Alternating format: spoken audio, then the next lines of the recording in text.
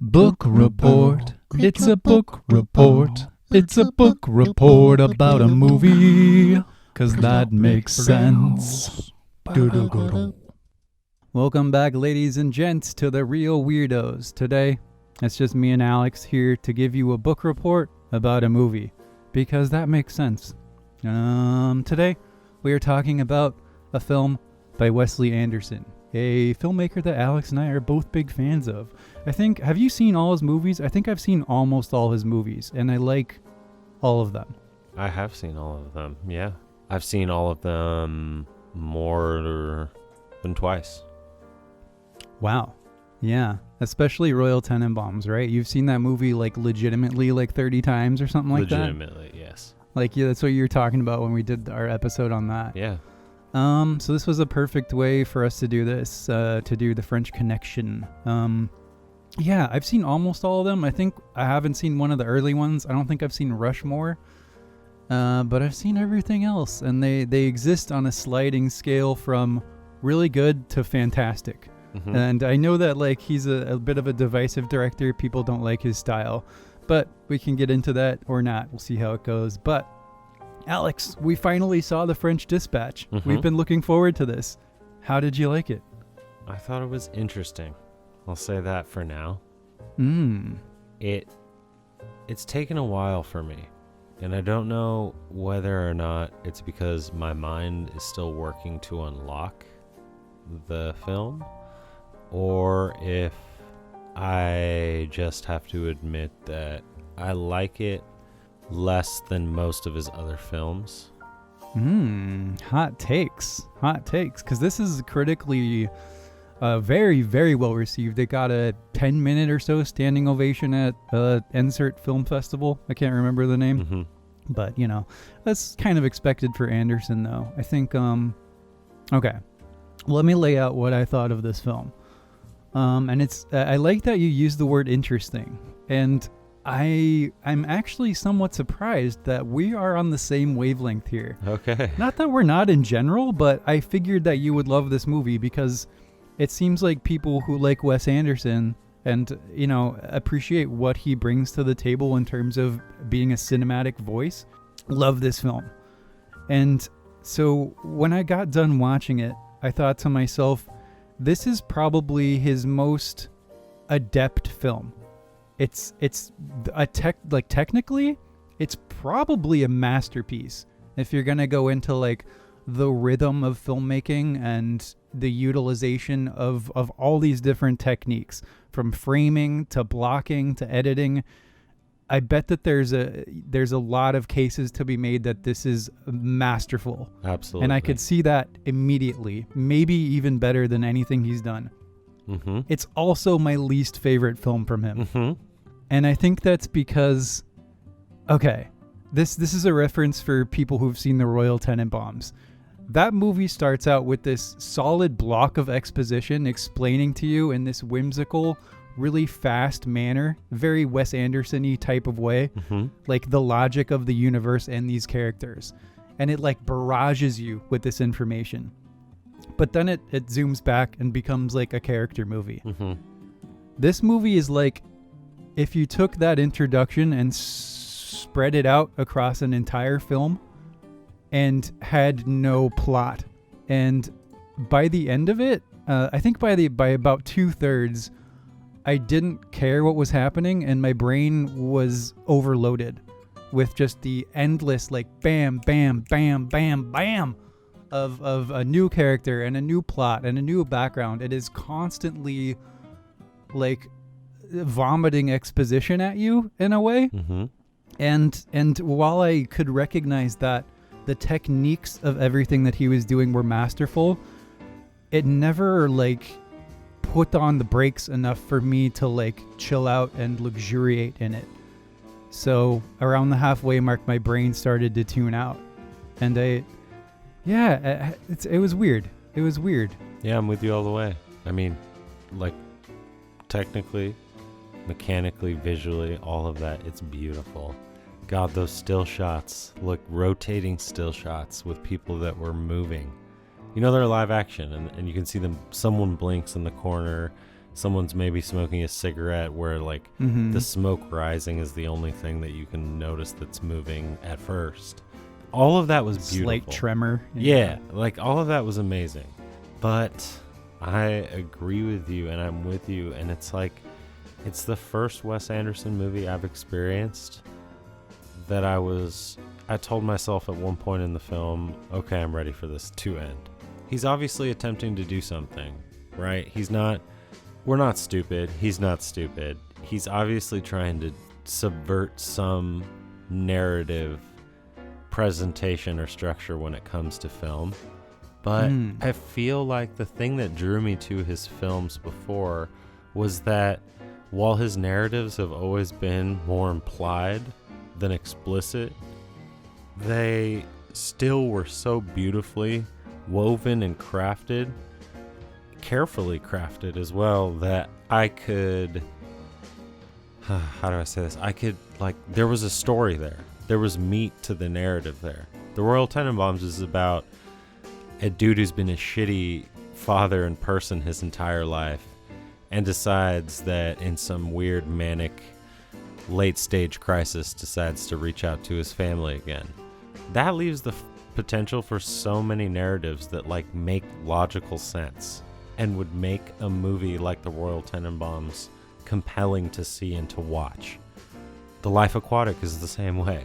You know, it has that hilarious little revenge twist to it where they're gallivanting around the world. There are so many of his films that have great little storylines. This film, though, is... this one's hard.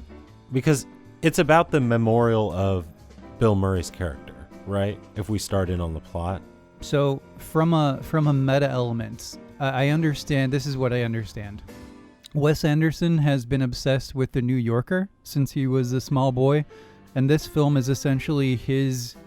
I'm going to say it because there's no other way to say it. His love letter to The New Yorker. And the writers and Bill Murray's character are all thinly veiled like surrogates for people who wrote for The New Yorker and had these distinct voices and like ideas and, I don't know, lives, I guess. Okay. So it is like, I don't know, I see what he's doing. I see what he's trying to do is create this interesting interconnected tableau of stories that feed into this thing. But to your point about his other movies, there was something about this one where it just lacked something at the heart of it, or something just didn't translate to me, and I wasn't smiling.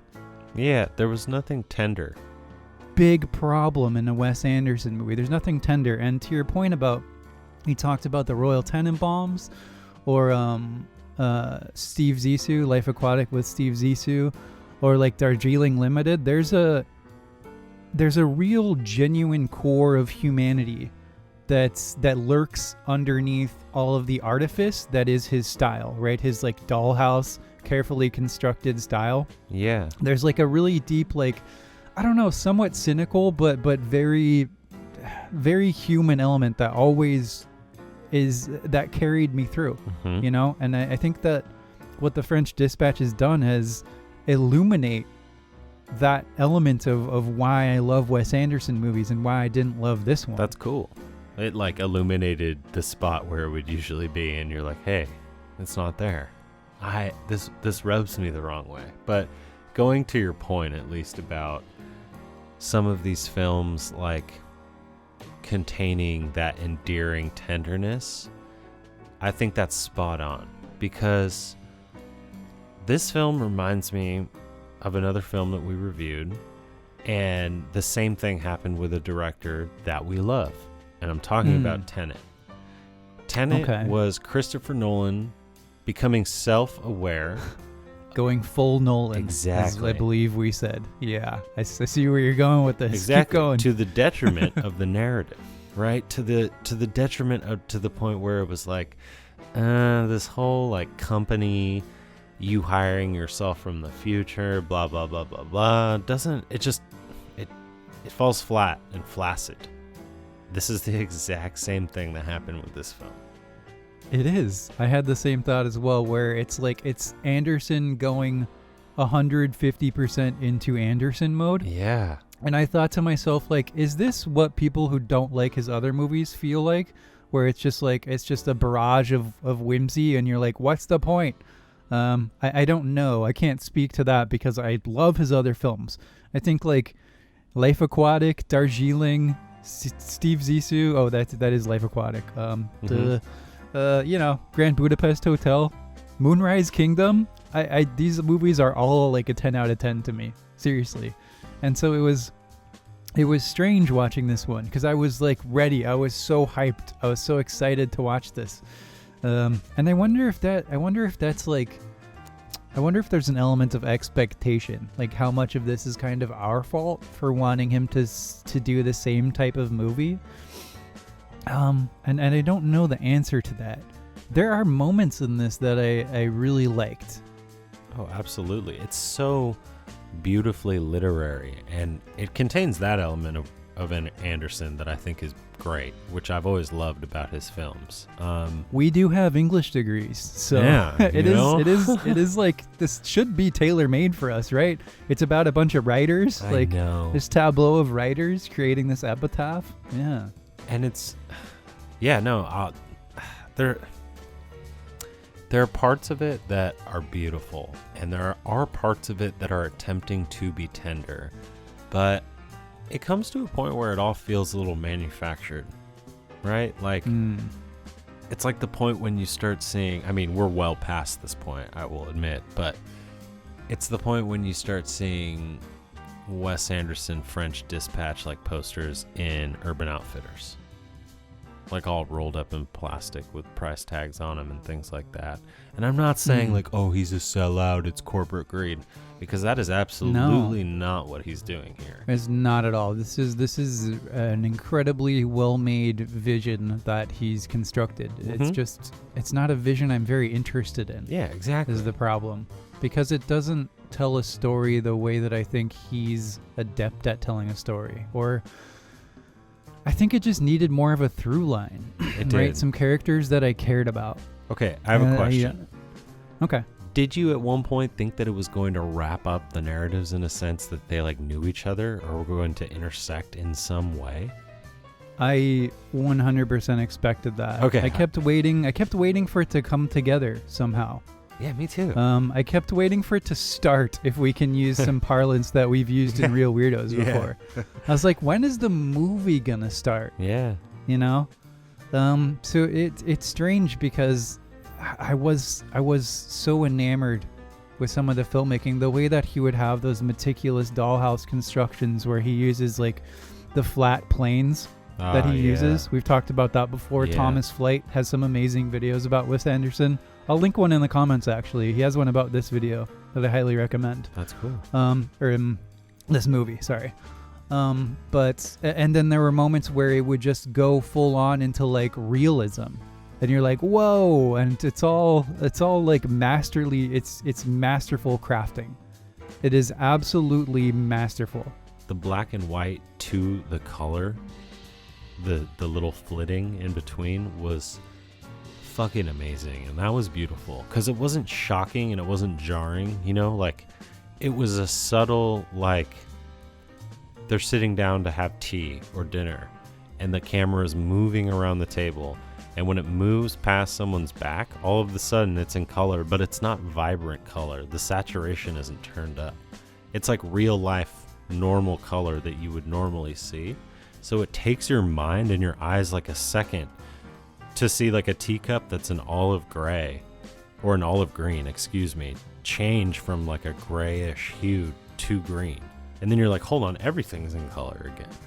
And it doesn't even necessarily serve like a huge narrative purpose. It serves a little narrative, like, if I want to use the word like oomph. There are moments when like it'll change color along with what the character is saying. But other than that, it's just a beautiful little technique that he does. So yeah, I was curious about that while I was watching. I was like, why is he changing the color? Why is he going from black and white to color? And I couldn't come up with an answer. Did you come up with an answer? Did you feel like an internal logic there? Or was it just like Wes Anderson? It's just the moments he feels like putting a spotlight on. I think it was I mean, it's hard because when you say it like that, when you say moments that Wes Anderson was putting a spotlight on, it almost comes with the caveat that includes your first point, right? That he did it for some reason, like something logical. But for me, they were just flourishes. They were like little, like, I don't know. And it wasn't like he was showing off or anything like that. They were subtle enough to be classy. So this film is, I like using that term. It's classy. It's dressed up. Wes Anderson. It's funny, definitely, but it's too much. Mm-hmm. It's like this. There was too much cake here. There's like way too much cake. My brain. Okay, this is maybe like a really fucked up comparison that people might not like, but the way that this movie like assaulted me was similar to like a Michael Bay film in a sense. Mm-hmm. Whereas Michael Bay, it's like assaulting you. It's like, okay, you can just boil it down to too much of a good thing. Whether or not you think Michael Bay is a good thing is totally inconsequential. What I mean is, okay, too much of a good thing. Let's call it explosions and dehumanizing shots of women's butts. People love that shit. Yeah. But Michael Bay takes it to the extreme where it's just endless and you're like, oh God, it's pummeling you in the fucking face. Mm-hmm. And Wes Anderson did that to me with like a with class, where it was just this assault of cinematic delectability. Yeah. Where you're like, this little cake, this little cake. Everything in this movie is this series of like exquisite little cakes, but they're thrown into my mouth so quickly that I don't have time to taste them or like savor them. Yeah. And by the like the 2/3 mark, I'm like, I'm full. I can't eat any more of these little fucking cakes. Yeah. So I have a feeling that it's a movie that will like reveal its treasures on subsequent watches. Yeah, that's where I'm at right now. When you know what to expect and you know like you just know what to expect. But I don't know why I would watch it again except for the formal reasons. Because like to marvel at his command of the language of cinema in his very Wes Anderson way. Because I don't care about the story. Yeah. I just don't. Which, this brings me to an argument that I wanted to bring up. I can't knock a director or any artist. Excuse me, let me retract that. I can't knock any artist for an attempt at like doing something visionary, doing something different, and from doing something very personal, you know? I can imagine little Wes Anderson, legs dangling above the bathroom floor as he was sitting on the toilet, you know, just flipping through the New Yorker. That's a cool memory to me, and that's a cool. Apparently he collects them and stuff. That's fucking. I mean, that'll be worth something someday, but that's a cool source and spirit to want to make a film, and I can appreciate and respect that. But narrative is such an integral part of filmmaking, like if not the most fundamental part. There's no point of having a camera or a crew or a director's chair if there's no story. And there's nothing compelling in this film that makes me care enough to like want to watch it over any of his other films, regardless of how beautiful it is, regardless of how visionary it is and how different it is. It's probably his most literary film, and I like that. I connect to that. But there's just something about it that was just, the ensemble cast might be what's getting too stale for me. Oh, everybody's in this movie. Maybe we should say that as well. And I mean everybody. For no right? point. You're in it. I'm in it. Yeah, Jeff's in it. He doesn't even know what this movie is. Yeah, I mean, I was Timothy Chalamet's cigarette. That's what I played. He smoked you. Yes, many times in many scenes. Oh, Jesus Christ. What were we saying? No, okay. So I agree with you, and that's why I want to give the caveat. Well, like I framed it the way that I did, which is that I think this movie might be a masterpiece. Yeah. I just didn't like it. Like, I'm never going to say this is a bad movie. I think that, like, and I think that there's also a lot of subtle connections that I wasn't able to make, like maybe between the scenes, between the time periods. I don't know, between all the different like things that were happening. I don't know. There's so much visual and auditory information in this film that it was hard for me to keep track of it. You ever are in a discussion about films or movies with someone and you want to give like a dismissive answer to no longer speak about the movie? Oh my God, all the time. If I'm not talking to you or Jeff. Yeah.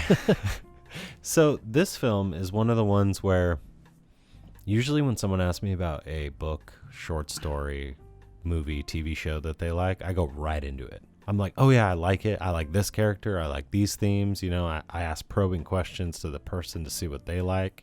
Gives me a good read on their personality.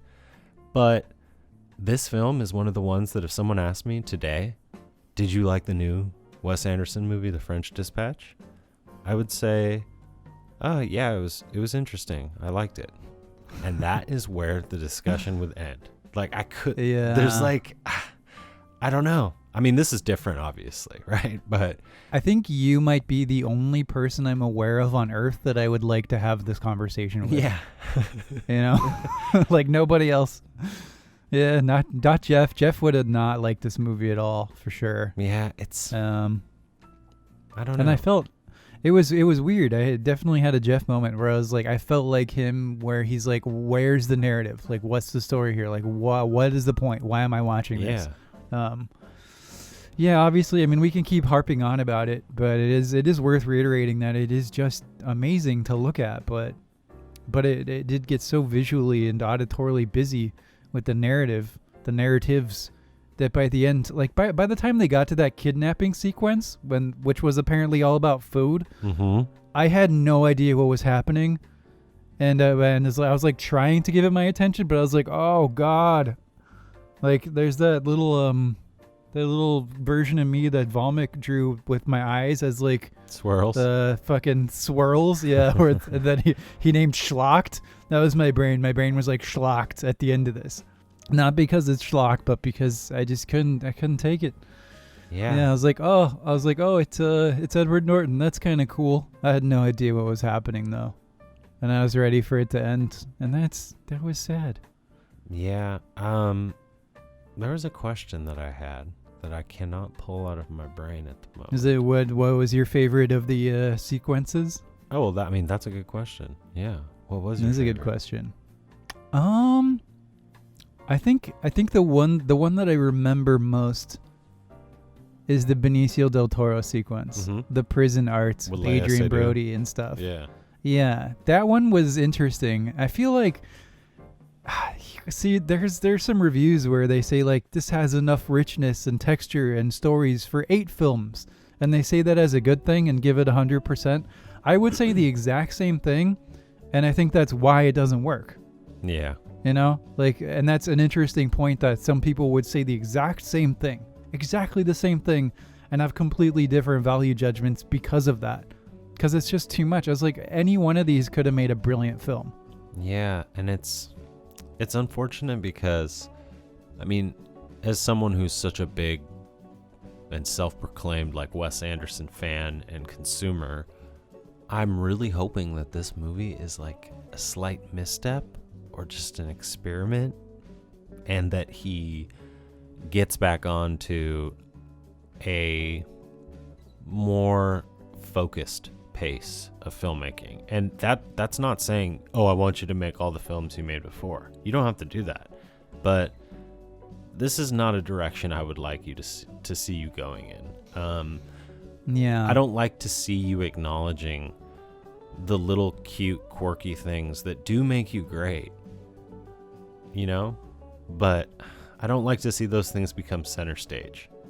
Those things have always been fine being frills and being nice little lace things in the corner of your shot. But when it's like the main focus of the film, I don't know. There were moments when the writing for me got excessively vulgar for almost no reason. Not like vulgar, but the themes of sex, motifs of sex, Tilda Swinton's like. Well, it is about people in France, Alex, and there's people We're who stuck know on who this listen. European shit, As right? our enormous audience listening to our book reports knows, the French are really sexual in terms of cinema, and probably other things. Yeah, I'm probably just being a prude little Puritan American boy, but Yeah. I don't know. I just felt like, I mean, the Frances McDormand and Chalamet thing was fine. That made sense. You just mean like a completely out of context like shot of Tilda Swinton naked? And you're like, why? Yeah, and like, yeah, it was just, I don't know. It was all just very, very interesting and very kind of, I don't know, indulgent. Indulgent. Indulgent is a fine word. The Grand Budapest Hotel was indulgent. That was such an indulgent Wes Anderson film. But the narrative lent it to be this, like, it was fine. It was like, okay, this is a cool little, like, orphan narrative about a boy who escapes from all of these places. But this is like, I don't know. Well, you had consistent characters, and the movie is telling like a human story. Mm-hmm. And I don't know, it is weird, right? And this is mainly a taste thing, because a lot of people really liked this narrative. They found it really compelling and interesting. But I agree with you. And one thing to reiterate and to speak to a point you made earlier about, like, artists should be able to make whatever the fuck they want. They really should. And Wes Anderson is clearly like really passionate, and I'm glad that he made the movie he wanted to make. 100,000%. Mm-hmm. I think that that's really important. I don't want to shoebox him in any way, but I do agree with you. I have to completely agree that I don't know. I need something. I need maybe a more traditional narrative. It feels weird saying that though. I know, doesn't it? It really does, because you don't want to like box him in, but for whatever reason this movie just didn't work. Yeah, no. I mean, it's funny because I don't even think about it as an act of boxing Wes Anderson in.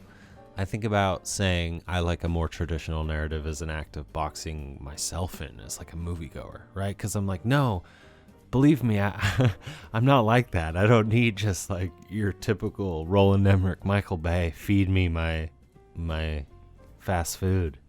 It's just, Yeah. I appreciate when filmmakers do experimental things, and this one just didn't hit for me. It just didn't land. Yeah, I completely concur. That's so strange. So strange to be having this. This is not the conversation I thought we'd be having at this time yesterday, at all. And I thought that you would be opposite to me. I thought you'd be like, this was dope. This was fucking phenomenally interesting, which it is in a weird way. Yeah, I mean it is, but it's just. It just lacked humanity. It had it in flourishes, but like with no I didn't know what I was holding on to. Yeah. Right. I didn't understand what the core of the movie was. I'm okay with a fragmented narrative, if there's a core of something, or even if just like this is why it's so fucking hard to talk about this movie, is because you could show me a similar movie like construction wise, and for some reason it will work, because maybe it's to do with your expectation of the director or what kind of narrative you think it's going to be. Mm-hmm. But when, I don't know. It's so hard, Alex. It's so hard. I don't know. It's a brilliant thing that I didn't know why I was watching it. I didn't understand. I just didn't understand. Yeah. I was like, why am I watching this? What's the point? And I waited until the end, and I was like, this is all going to pay off. I was like, lasered my attention in as much as I could. And I was like, this is all going to wrap into each other somehow, all these stories. And I'm not going to understand it completely because my attention has been kind of fragmented through watching it. But I was like, it's all going to pay off. And then it didn't. I was like, oh, Bill Murray died. We have a collection of like stories from these writers that are all kind of interesting in their own regard, but except for being like stories in a magazine that are presented cinematically, it wasn't enough for me. Yeah, and I could see where he was going with it, as far as he wanted to take us on a journey where when these writers were saying farewell to Bill Murray, it was supposed to feel like endearing. It was supposed to feel like this nice and like, I don't know, this nice, pretty kind of farewell. And I didn't feel it. I felt no Sam saying farewell to Frodo vibes. Like, I'm talking about that epic level of, you know, coming full circle, coming back around. Like, I saw it a little bit with Jeffrey Wright's character, William Roebuck, I think, who was spot on, definitely based on James Baldwin. Oh, for sure. And I just want to say, he played it beautifully. I loved the little homage at the end of the film to all of the writers and heroes that Wes Anderson loved. And yeah, I don't know. I mean, that part was pretty. What's that thing called where you have a bubble and then you have like different bubbles that overlap with it? What's that called? The Venn diagram. The Venn diagram, right. So if you have Bill Murray as the center of this Venn diagram, and then all these other circles like coming off that are the tangential narratives, you have like a tiny circle that's Bill Murray, and then these bigger circles coming off of it. Maybe this movie would have worked better if Bill Murray was a bigger circle. Yeah. You understand what I'm saying? Because what this movie lacked was a central nexus of Jesse caring about something, you know? And if you had that Bill Murray character, which is obviously like the nexus, if you had that bigger, more well-defined, if you had him interact in these stories more, be more of a key player, then I think I would have been like, okay, I get it. And I would have had something to relate to. You know what? I just came up with an idea. It just struck me as you were speaking, as you were talking about that. Do you want to have Wes Anderson direct a Marvel film? Dear Lord, yes, please. I would watch the shit out of that. I would alone. Have to be like Ant-Man or something, right? Have him direct an Ant-Man, one of those like weirdo superheroes. He could do a cool villain origin story. That'd be for sure. Have him do a Joker movie. My dad left for cigarettes and became a worldwide con man in Bombay, India. And now I'm a super villain. Yeah, have it be played by Bill Murray. Yeah. It's like the end of his career. Yeah. We always do this. Yeah. We always do this. We always do superheroes at the end of their careers. Sorry, what was your idea, though? What's your idea? Imagine you walk into a waiting room at like a doctor's office. You pick up an edition of the New Yorker. It just happens to be the edition where they're, you know, in memorandum of their editor, their longtime editor. You open it up. There's a little blurb introduction about the editor. You flip to the one piece about him. It's this story that by long winding way is about something else, like a normal subject of a journalistic piece, but also about the editor. You flip the page to the next story. Then you go to the third story. Then at the very end, you have the little, you know, epilogue, whatever. That is almost visually what I feel like Wes Anderson is doing with this film. And there are moments that I can see the homage to the New Yorker, especially in the stills. Like you said, it just, I don't know, it just doesn't do it for me. The idea doesn't change the scope or of my review. It just, I don't know. My review is still, I want to say, tentatively pending, if that's not redundant enough. Right, I know. We are a little bit redundant in this episode, but it's a little hard not to be, because what we're trying to do is extract something that we're not exactly sure about. We're just trying to figure out why this didn't work. And there's naturally going to be some redundancy there because we're just puzzling it out. But I think like we're honing in on it, which is what you're talking about with that version of this narrative, where it's like all these stories about the editor. And that's what's lacking, is like a through line. Whether that's a character or a story or like an event. Like you could tell different stories about the same event from these different angles. That could work. But as it is, it's just fragmented. It's like these cool fragmented narratives that are in service of not much. Yeah. Right? And I guess it's like it's except to say that it's a magazine on film in a Wes Anderson style. Yeah. Right. I don't know. You need a character. You need the story in this movie for me to care about it. And there's no through line of character. There's no through line of story. It's just fragmented narratives. And while they are like well constructed and interesting, after a while I got bored. and I was waiting for it to end or come together. Yeah. So, yeah, I'm glad that Wes Anderson got to make the movie he wanted to make. I think that's always important.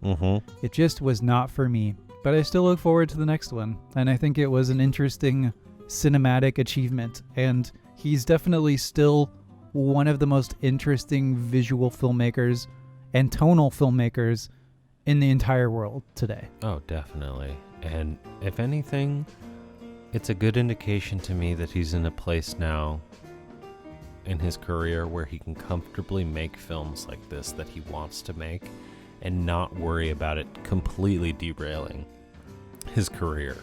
I can't imagine making a film like Rushmore, which you haven't seen, but if you watch it, you know, with the context of that it's like his first major film other than Bottle Rocket, which was more of like an experimental film. Yeah, I saw Bottle Rocket. It's a cute little film, yeah. I mean, it's cool because he went to college with the Wilsons, right? So yeah, that's why he's so close with them. But yeah, like this is, as someone who's a huge fan of him, like it makes me happy that he can make films like this without worrying about box office or like budget or things like that. You know, it shows that he's in a good place as far as like right. an artist goes, and that makes me happy.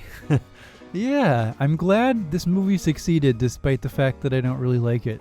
And that's an interesting place to be in, because like he deserves the adulation. He does. And like people who think there's no value in his films, I'm sorry, but you don't understand what's cool about movies. Yeah. Like I'm sorry, it's just true. Like the construction, the technical elements of filmmaking that he is like almost invented. He's such a unique voice. And he's going to be in the history books of cinema. He just is. Oh, absolutely, right? There's like no way that Wes Anderson wouldn't have a chapter. Not like huge or anything, you know, but just... Yeah, I mean, I'll bring it back to this idea is like, you can feel free to dislike something, but you should recognize when it's well made. And that is the French Dispatch in a nutshell. Yeah. And that is surprisingly, I don't want to say unfortunately, but surprisingly for me, that is how I feel about the film, right? And I didn't expect to. I expected to absolutely love this movie. I was ready to go in and just like, I don't know. I was excited that it came on to HBO and it was that whole thing, so. I know. I was talking to you about things we could do. I mentioned this one, but I was like, maybe we'll save it. And you're like, no, we have to do it. Oh, yeah. We were both like, and I was like, okay, you're ready. I'm ready to talk about it. Yeah, Let's do it. This was a quick production, folks. It was like a 2-3 day thing. Yeah. And I think we'll leave it there. We'll do a shorter one this time. Yeah, no, that's fine. Because I think we've said all we have to say about it. Yeah. Thanks for listening to our book report about a movie, because that makes sense. Reel Weirdos signing off. Alex and I will be back with another book report soon. All right. Have a good lunch, folks. 1.5 white men. We're done talking about movies. Peace.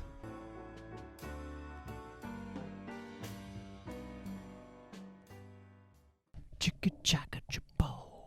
Now our podcast is done, and we have to run. We know it is sad, but we had so much fun. Don't be bereft, Jesse, Alex, and Jeff.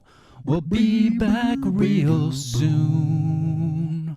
The Reel Weirdos. We talk about movies for way too goddamn long. Bo bo bo bo bo bo bo bo bo bo.